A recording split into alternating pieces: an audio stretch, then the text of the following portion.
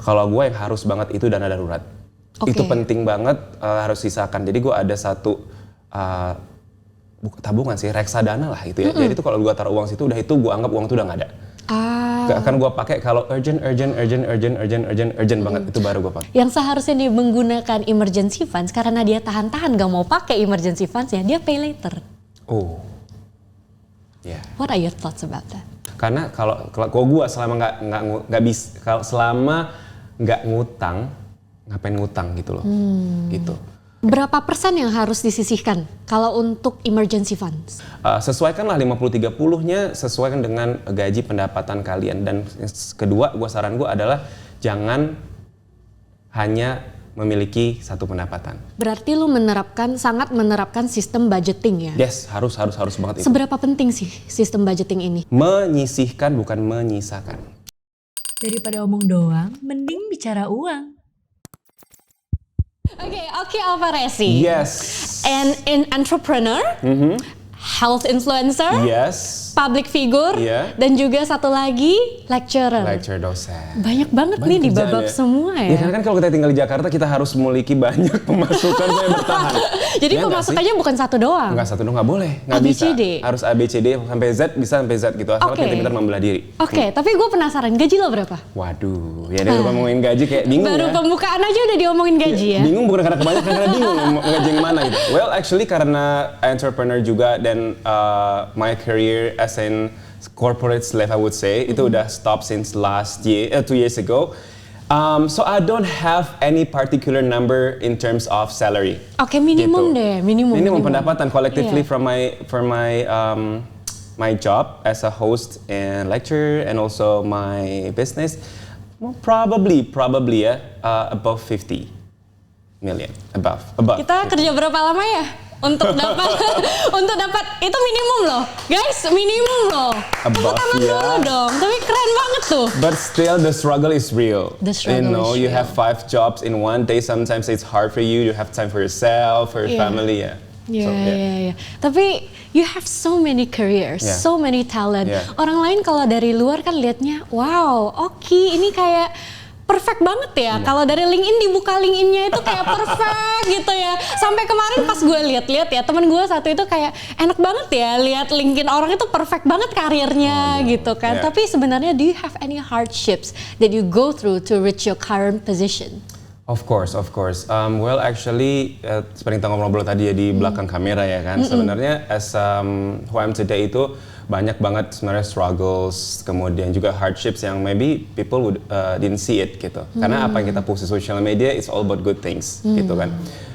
Ngapain juga kita ngepost yang sedih-sedih nggak penting, nggak inspiratif, ngapain tuh. Tapi pastinya awal-awal kalau bisa ngomongin tentang karir di perhosan tuh apalagi ya kan, kayak misalnya case nggak diterima gitu kan, atau misalnya lagi ngajar terus nggak tahu jawabannya gitu. Pokoknya banyak lah sebenarnya yang orang-orang nggak lihat gitu kan. Kesuksesan itu gue percaya bukan kayak kita lihat orang langsung ke atas or her or his dream career, tapi sebenarnya mereka tuh harus kayak gone through a lot of things to reach their on the top gitulah. Dan menjadi host dan sekarang ini sebenarnya panjang banget perjalanannya. Dari dulu, karena dari SMA pengen banget jadi news anchor. Pengen banget, that's why gue masuk ke fakultas komunikasi gitu kan. Tapi ternyata Tuhan bilang nanti dulu, jangan. Karena waktu itu casting gak diterima, dibilang jelek lah apalah segala macam. Karena memang mungkin belum waktunya kali ya. And then Tuhan kasih, oke, lu ngajar dulu. Ngajar, makanya di London School ngajar. Ternyata dari ngajar itu gue belajar public speaking kayak gitu. Jadi menghadapi mahasiswa, kemudian kalau nggak tahu jawaban gue harus gimana dan segala macem. And then baru di tahun 2022 dikasih anugerah sama Tuhan boleh bergabung di salah satu salah satu entertainment infotainment lah ya, itu di Insert. Wow, keren banget. Hey, kita ada host Insert loh di sini. Keren apa banget. Mau tukeran kita saya jadi hostnya? Kita tukar saya jadi narasumber, tapi saya tidak ada yang bisa dikulik. Nggak, waduh, bisa aja kalau host Insert tuh ada yang bisa aja. Iya, tapi gue penasaran, lo bilang sebenarnya lo dulu pengennya jadi news anchor, tapi jadinya lari ke dosen dulu nih, jadi ngajar dulu. Yes. Lo itu sebenarnya apakah seorang murid yang teladan? Aduh, mungkin bagi teman-teman SMA saya ini dia. Enggak sebenarnya. I hate school. I'm so sorry, I hate school kayak, tapi bukan hate yang jadi anak kurang ajar, enggak. Cuman kayak aduh ke sekolah tuh males, mager, gitu ya? Berat. And I hate math juga, gue gak suka matematika, to be honest gitu. Terus tapi akhirnya jadi dosen kayak agak kontras gitu ya, dari SMA yang gak suka sekolah gitu ya. Terus akhirnya jadi pengajar, itu agak-agak kontras gara-gara waktu S1 gue langsung ngambil kelas akselerasi S2. Terus dikasih kesempatan pihak kampus untuk nih lu boleh ngajar tapi jadi astos dulu gitu. Dan ketika itu kok seru ya ternyata ngajar itu, ngeliat wajah-wajah anak murid itu, oh gitu ya Sir. Jadi gue ngerasa kayak gue ngasih sesuatu ke orang nanti dia bakal terusin ke orang-orang. Kalau dalam Islam kan ibaratnya jadi pahala apa sih namanya yang kalau jariah tuh, jariah tuh kayak bakal gak akan putus deh sampai lo meninggal pun itu pahala bakal terus ada.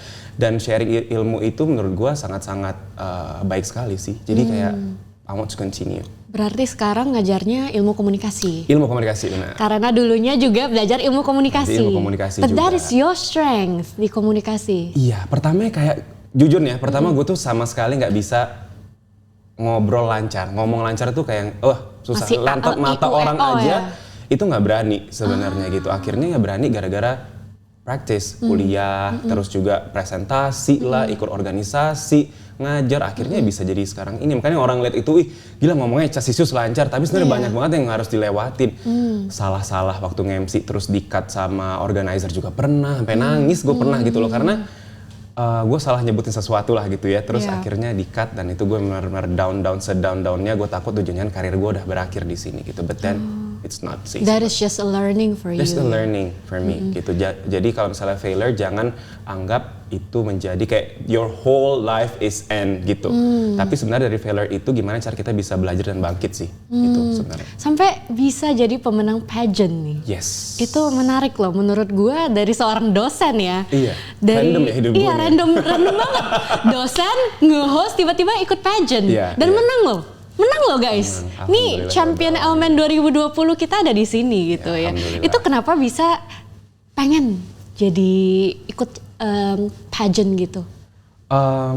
Pertama waktu itu memang gue nggak mau ikut pageant lain selain Element of the Year waktu itu. Kenapa? Karena gue lihat Element of the Year and my value is same. Element itu bukan mencari model yang badannya bagus, chiseled jawline dan segala macam. No, they're looking for someone who can speak, who can become a role model.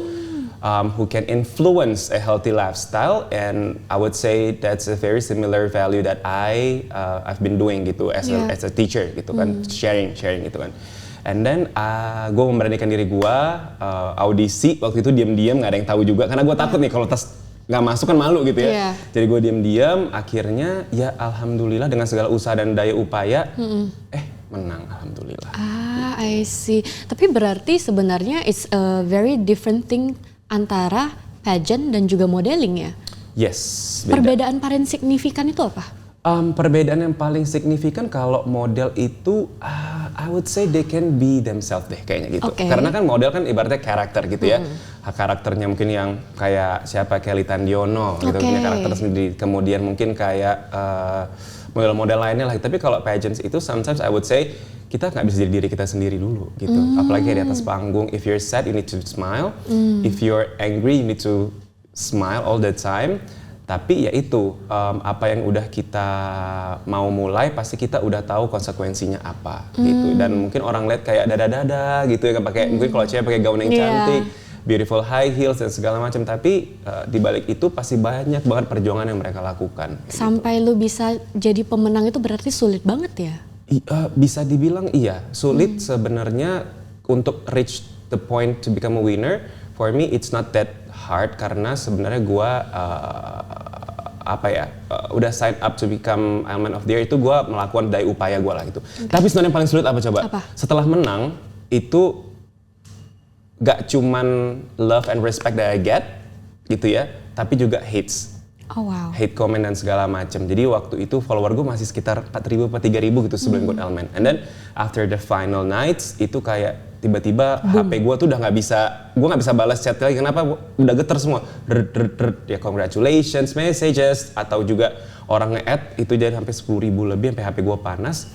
pas gue baca-baca komennya ada aja yang bilang kayak, ih mukanya jelek, dia pendek, dia nggak cocok mewakili Indonesia ke internasional, mukanya kayak abang-abang, mukanya kayak Manny Pacquiao, mukanya kayak monyet.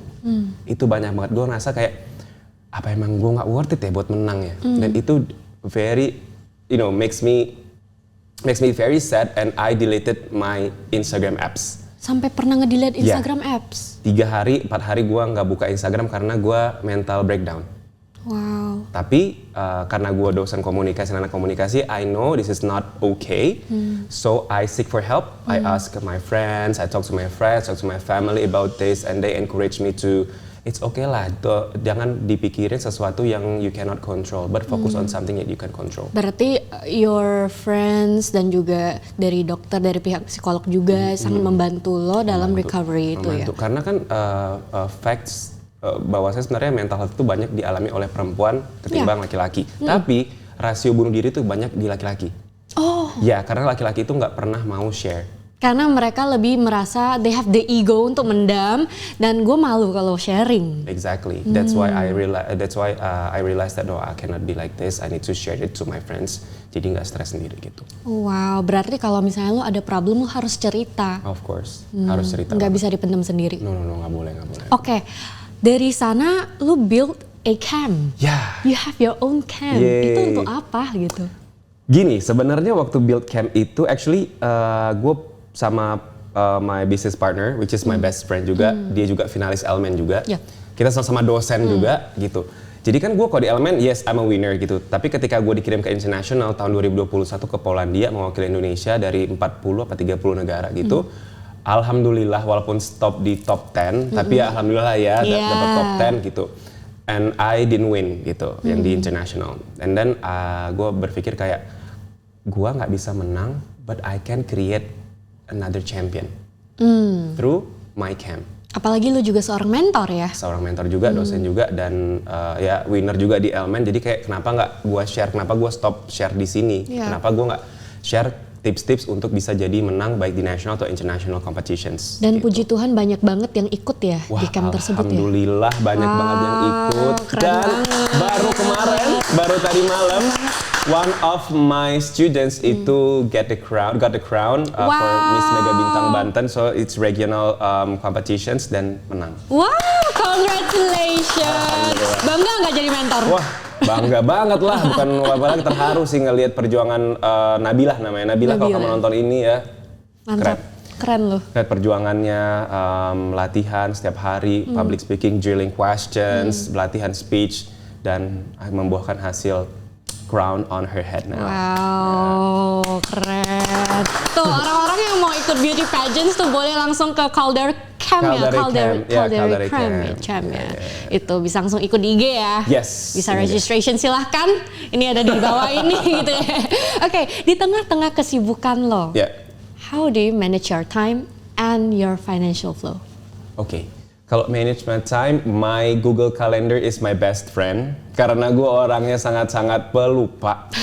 Jadi my Google Calendar itu connected to my manager's calendar as well. Jadi kalau ada apa-apa gue selalu taruh di situ, event dan segala macam pasti ada di situ. Manage my time, gue mau sama manajer gue. Sebenarnya hari-hari yang paling penting adalah jangan pernah ibarat gimana ya? I don't want to skip my workout. Yeah. Jadi walaupun kesibukan misalnya gini, lo harus kasih waktu gue pagi atau malam buat slot workout. Misalnya kerja gitu kan, pokoknya gue mau ada di tengah-tengah, mau di mana pokoknya gue harus workout, jangan full kerja. Gue bilang kayak itu kalau bisa seperti itu. Jadi I manage my time setiap pagi olahraga dulu, kemudian atau kebalikan kerja dulu, kan gue di insert pagi, biasanya tuh jam 5 pagi udah di studio ya. 5 pagi abis itu olahraga, and then kerjaan yang lainnya sampai malam. Hektik gitu. Banget ya? Lumayan sih, tapi ya kita butuh uang ya nggak sih? Iya. Nah, tadi nyambung ke manage my finance gue itu, kalau gue ini trik gue sendiri, gue tuh 50-30-20. 50-30-20, oke. Ya, 50% itu kalau misalnya masih ada sisa gitu ya, 50% itu ya untuk kebutuhan kayak misalnya bayar cicilan lah, listrik, makan dan segala macam gitu. 30-nya gue sisihkan ya untuk tabungan dan segala macam investasi. 20-nya ya happy ya, healing kayak kita harus happy dong, jangan gila-gila nabung tapi lo nggak happy sama pendapatan lo gitu. Dan gue ada quotes yang gue suka banget, menyisihkan bukan menyisakan. Wow, Iya. menyisihkan. Jadi udah dapet duit dari job gitu langsung disisihkan, jangan lo sisakan sampai habis, jangan itu yang salah gitu. Tapi ini menarik karena lo bilang 50-30-20. Yeah. Justru spending lo itu cuma 20. Ya, gue nggak suka belanja. Oke. Gue nggak suka belanja, ya dianugerahin menjadi influencer banyak dapat barang-barang ya gitu ya. Jadi kayak baju, perfume gitu-gitu ya rata-rata dapat endorsement atau pekerjaan gitu. Jadi memang gue nggak terlalu suka gitu. Bahkan kalau paling gue spend on traveling. Oke. Gitu. Collect moment, not things. Oke. Kalau 50-30-20 itu kan untuk lo saat ini dengan income lo yang minimum tadi, let's say 50 above lah ya. 50 starting 50 above itu oke lah untuk lo. Tapi kalau untuk anak-anak muda nih, yang income-nya cuma let's say UMR gitu, gimana? Oke, kalau UMR sebenarnya kalau lifestyle itu tergantung gaji, itu tergantung dengan lifestyle masing-masing. Mau UMR pun di zaman gue dulu masih ngantor, masih ibarat ya corporate slave gitu ya, gaji-gaji 4-5 juta cukup-cukup aja sih sebenarnya. Cukup-cukup aja. Iya, asalkan tahu gimana cara membagi-baginya gitu. Misalnya kalau gue yang harus banget itu dana darurat. Itu penting banget, harus sisakan. Jadi gue ada satu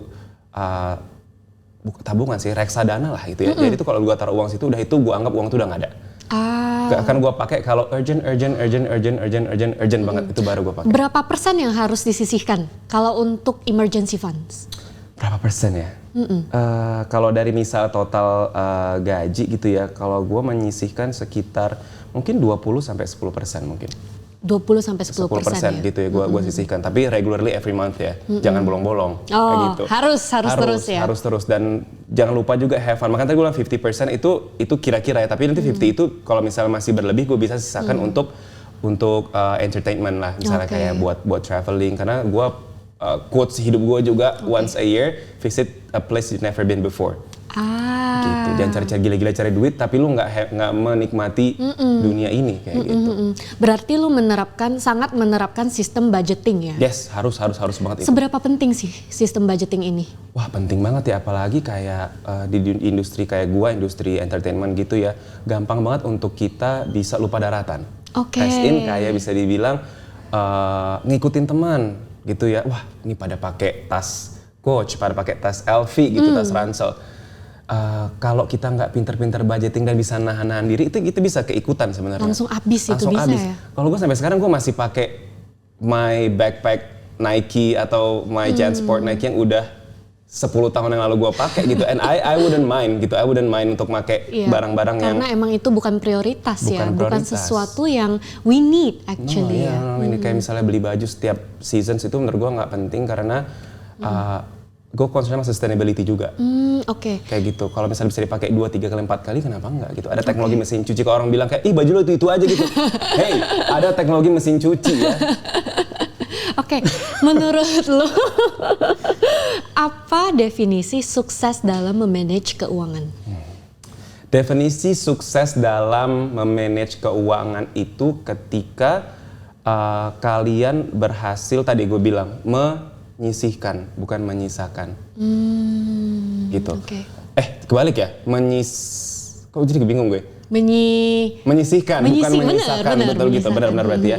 Karena kalau kita nggak bisa menahan diri kita, nggak bisa menyisihkan uang kita untuk kepentingan penting, wah bisa kacau sih kalau bisa gue bilang gitu loh. Dan yang paling penting harus, itu tadi gue bilang dana darurat tuh penting banget sih.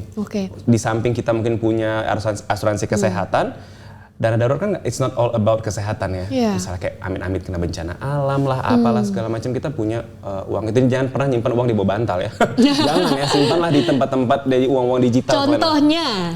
Apa tuh disimpan di mana contohnya? Kalau gue nyimpan di reksadana. Kenapa reksadana? Satu aman, kedua kayak resikonya kecil juga gitu. Dan kalau gue reksadana itu yang gampang banget diambil, jadi nggak ditahan-tahan uangnya gitu.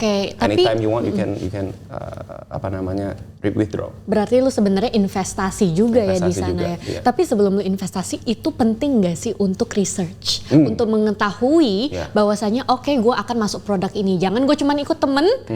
Tapi gue nggak tahu nih produk apa, gue lihat dia dapat uang, kan sering tuh begitu kan. Bener. Nah gue lihat dia dapat uang, gue mau deh gue masuk aja nih produk. Nah tiba-tiba merah, habis uangnya, mereka bingung. Loh tapi ini investasi teman gue dapat duit, kenapa gue enggak? Nah ini kejadian beberapa tahun yang lalu, banyak banget orang yang trading robot. Yes. Ya, itu gue tidak sama sekali niat juga nggak pengen. Banyak banget teman-teman gue yang menawarkan, ayo yuk ikut trading robot, lalalala. Ya mereka gue lihat berhasil karena gue percaya sesuatu yang instan tuh nggak ada, nggak mungkin. Lu tiba-tiba naruh dapat jebret bulan depan 100 juta. Easy get, easy lose menurut gue gitu. Jadi gue gue nggak mau kayak semenarik apapun gue nggak mau karena gue nggak percaya sesuatu yang instan, nggak mungkin. Karir aja susah dapat apalagi duit gitu loh. Jadi pas gue research reksadana, gue lihat juga platformnya, gue lihat juga tren marketnya seperti apa. Kalau gue investasi di tempat itu ya baru itu. Jadi gue nggak pernah ikut-ikutan sih. Oke, kalau investasi itu kan ada beberapa tipe ya. Yes. Investasi jangka panjang, investasi jangka pendek gitu. Kalau Oki sukanya yang mana? Panjang pendek. Panjang pendek, dimainin aja semua gitu. Iya semuanya, kalau punya uang langsung ditabung atau di split tadi ya. Gua juga ya di properti juga ada, di reksadana juga ada. Itu penting sih sebenarnya kok. Apalagi ini buat teman-teman yang baru kerja, yang UMR gitu segala macam. Gue juga mengalami dulu waktu itu nggak punya tabungan. Nggak punya tabungan sama sekali. Tapi akhirnya untungnya belum terlambat ya tersadar bahwa gue harus nabung loh. Jadi setiap bulan tuh habis. Setiap bulan tuh habis gitu. Karena Maruk baru kerja, spend semuanya, udah ngerasa punya power spending, jadi akhirnya habis gitu. Tapi jangan sekecil apapun, mau 100.000 mau 500.000, dikit deh beneran, lama-lama juga banyak kok. Nah kan banyak yang bingung nih, kalau misalnya gue dapat uang, gue mau nabung atau gue mau investasi, itu sebaiknya gue deposito kah, atau gue masukin ke reksadana kayak lu, atau gue masukin tabungan aja, tabungan bank? Mungkin gue bukan expertnya kali ya untuk ngasih saran, tapi kalau gue sendiri gue percaya dengan sesuatu yang mudah lah, ibaratnya mudah diakses gitu. Salah satunya reksadana. Kalau deposito kan mungkin ada yang panjang gitu, kita nggak bisa ambil, kita tahan di situ kan. Jadi susah juga buat dana darurat gitu. Makanya gue pilih reksadana karena tadi tren marketnya bagus, kemudian juga gampang diambil, withdraw anytime you want, itu mudah. Dan gue nggak nyaranin untuk nabung di tabungan bank gitu ya, karena kan ada potongan-potongannya gitu loh. Iya, walaupun dia berbunga. Walaupun berbunga, tapi ya bunganya nggak seberapa sebenarnya, jadi ada potongan. Jadi ke reksa atau ke emas sih juga bagus sih. Iya, emas juga oke lah. Gitu. Karena emas itu kan banyak pro dan kontra ya. Kadang ada yang bilang oke, ini kalau investasi jangka panjang oke gitu kan. Tapi kalau tiba-tiba ada terjadi sesuatu, ini nggak bisa dijual atau gimana gitu. Makanya tadi jangan suka yang panjang atau suka yang pendek ya kan. Jadi kalau bisa dua-duanya kenapa enggak? Kalau punya dananya kenapa enggak? Emas juga, reksa juga, properti juga, ya apa aja lah yang bisa ditabung. Oke, kalau gini, untuk anak-anak muda yang baru mulai karir, yang gajinya masih UMR, step pertama yang mereka harus lakuin untuk memanage keuangan mereka gimana? Oke, step pertama kalian harus lihat dulu ya kan lifestyle dan kebutuhan kalian. Sometimes ada yang namanya needs, ada yang namanya juga wants. Make it priority the needs first instead of wants. Needs itu apa? Misalnya nih, kebutuhan untuk makan, kebutuhan transportasi, kebutuhan kesehatan, dan lain-lain itu harus you need to put above the top of shelves lah ibaratnya gitu, di lemari yang paling atas lah gitu. Nah selebihnya yang wants tuh apa nih? Misalnya kayak beli baju, kemudian juga ya mungkin jalan-jalan, beli aksesoris yang penting-penting, itu harus bisa kita bredel gitu loh. Oke, ini gue harus sisain buat ini. Kalau ada sisa ini baru bisa kesini kalau untuk UMR ya, kayak gitu. Gue harus bisa milih-milih sih. Berarti yang pertama emang kita harus sesuaikan dengan ke lifestyle kita ya. It depends on is it what we need or is it what we want. Karena suka kecampur ya namanya di hidup di tahun 2024 ini ya. Harus ikut teman-teman jalan-jalan ke klub mana, ke sana, ke sini. Karena ada egonya. Ada ego, makanya harus pilih-pilih teman sih kalau gue bilang gitu loh. Kita kalau ngomongin tentang financial budgeting gini kan pastinya nggak selalu perfect gitu ya, pasti ada downfall, ups and downs gitu. Nah amit-amit nih ya, amit-amit lo lagi di situasi, amit-amit ya, disclaimer ya, lo lagi di situasi let's say income lo lagi nggak gede-gede banget, terus lagi anjlok lah gitu let's say. Nah how do you actually menstabilize hal tersebut? Jadi biar nggak langsung drop, ini nggak bisa bayar, itu nggak bisa bayar. How do you use your financial funds, atau do you use your emergency funds, atau yang investment funds, atau gimana? Oke, kalau misal amit-amit, tapi sampai sekarang sih enggak ya, alhamdulillah sih enggak, karena gue pengeluaran sesuai dengan pemasukan gue lah, ibarat gitu. My lifestyle itu sangat-sangat bisa gue rem-rem lah gitu, dan gue juga I don't go out very much gitu. Kalau hal itu terjadi, makanya itu ada yang namanya emergency fund tadi. Oke. Amit-amit kalau ada apa-apa, mobil tak kenapa-kenapa gitu ya, atau mobil ada asuransi juga sih, atau misalnya yang lain-lain lah gitu ya. Itu kita bisa ambil dari emergency fund itu. Itu sih penting banget, tapi emergency fund itu tidak boleh dipakai kecuali emergency. Jangan kayak emergensinya mau beli iPhone 15 gitu terus dipakai, no. Enggak, kalau misalnya emang ada sisa uangnya ya baru dipakai, tapi kalau misalnya jangan sih, menurut gue emergency fund itu penting banget sih. Oke, gue pernah ketemu satu case nih ya, ini menurut gue menarik. Jadi ini orang ada emergency funds, ada investment funds, everything, dia lengkap lah gitu. Cuman di saat dia krisis, yang seharusnya dia menggunakan emergency funds, karena dia tahan-tahan gak mau pakai emergency funds ya, dia pay later. What are your thoughts about that? I think that's a very wrong move sih sebenarnya. For me ya, for me personally that's a very wrong move. Karena kalau gue selama selama nggak ngutang, ngapain ngutang gitu loh, gitu. Pakailah emergency fund itu sesuai dengan kadarnya dan memang sesuai dengan tingkat keemergensiannya. Kalau memang ada ya dipakai aja gitu, jangan pakai pay later atau jangan. Karena bunganya juga gede ya. Karena bunganya juga gede, yang ujung-ujungnya lo malah terlilit juga kan, banyak sekarang kasus-kasus pinjol gitu-gitu akhirnya terlilit. Aduh nggak mau deh, mending gue pakai emergency fund gue gitu loh. Sebenarnya memang tidak direkomendasikan untuk menggunakan pinjol ya, jasa-jasa pinjol ini. It's very bad. It's very bad, it's very dangerous because your data will be held by someone else who's not accountable. We never know gitu ya. Jadi gue menyarankan untuk tidak sih sebenarnya. Bahaya banget. Pakailah emergency fund kalian itu, makanya jangan malas untuk menyisihkan. Wow, that is very interesting. Berarti emang budgeting itu sangat penting. Where you put your money itu juga sangat penting ya. Nggak boleh asal-asal mengalokasikan dana tersebut. Apalagi itu kan anggaran ya gitu. Anggaran loh, karena hidup kan butuh uang ya. Orang hidup butuh uang butuh hidup juga. Benar. Uangnya juga harus beranak ya. Harus beranak gitu. Beranak pakai apa ya? Investasi, diputerin lagi, bikin bisnis, dan lain-lain gitu. I see. Now, what is your financial hacks? Waduh, financial ini hacks. secret lo bumbu dapur nih.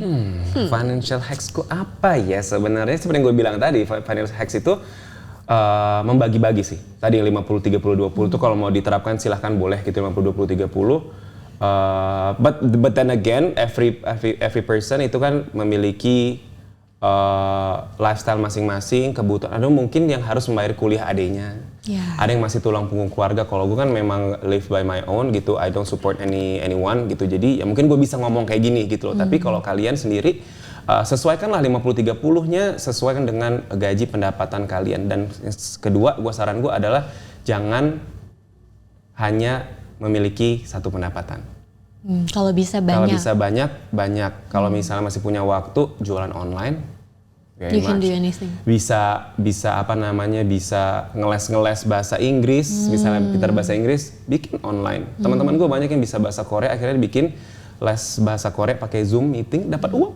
Berarti emang jangan jangan berketergantungan kepada satu source of income. Yes, harus bisa kreatif karena di era sekarang gitu ya, kebutuhan juga semakin mahal ya 2024. Mohon maaf nih ya, harga naik dan segala macam, kita harus bisa pinter-pinter cari pemasukan lain. Oke, last but not least, apakah lo udah puas dengan pencapaian lo saat ini? Berat banget tuh napas. Berat banget napasnya ya? Karena menurut gue bukan puas tapi gue grateful sih. Kalau puas you stop, but grateful you want to get another blessing from God. Tapi nggak greedy. Not greedy, gitu. Karena kita minta blessing dari God, kita we're not greedy. Jadi kalau misalnya dibilang puas, we stop there. But if you're grateful, we want to find another blessing from God. Jadi kalau bilang puas ya nggak gue grateful, tapi gue tetap terus mau cari experience, tetap mengembangkan bisnis gue, tetap sharing kayak gini ke orang-orang tentang financial tips dan tentang komunikasi dan lain-lain. Itu yang membuat gue keep going. karena sharing ilmu tadi itu juga kita bisa mendapatkan blessing dari Tuhan juga. Tuh ingat, be grateful ya. Be Not grateful. greedy. Even in any kind of situation harus tetap grateful. Karena itu kan orang-orang sering kayak, gue udah dapet ini tapi gue mau lagi nih. Jadi there's a very thin line between being grateful and being greedy ya sebenarnya. Iya, it's very thin line gitu. Kalau grateful kan kita berterima kasih, terima kasih Tuhan, but I want more God. Gitu. Tapi kalau greedy enggak, bodo amat, gue mau masuk rumah sakit, gue mau kerja, gue mau dapat uang. Jangan gitu, nanti kalau lebih mahal lagi biaya infusnya ketimbang pendapatannya. Gitu. Well, that's a very great insight. Tapi thank you so much for sharing this. Karena gue yakin banyak banget anak-anak muda terutama di luar sana ya yang butuh banget insight seperti ini. Karena a lot of them were like, gue tiba-tiba dapat uang gede banget nih. Gue beli inilah, gue beli itulah. No. Ya padahal bisa diinvest dan bisa di anak cucuin ya itu anak. Betul sekali. Ya makanya dari itu be grateful, 1, 2 budgeting itu penting. Penting banget. Penting banget. Well thank you so much Oki for spending terima kasih banget dikasih platform kayak ini buat share ke teman-teman sekalian pengalaman financial budgeting dan lain-lain. Semoga talk ini gitu ya, talk singkat ini bisa bermanfaat juga sih buat orang-orang yang nonton. Benar, jadi jangan lupa untuk saksikan terus episode-episode dari Bicara Uang. Jadi daripada lu omongin orang mulu, mending lu bicarain uang, bener nggak? Bener banget. Well, thank you so much Oki for your time today and probably see you on the next episode ya kalau bisa ya. Please invite me again ya. Thank you so much. Thank you. Alright, bye guys. Bye-bye.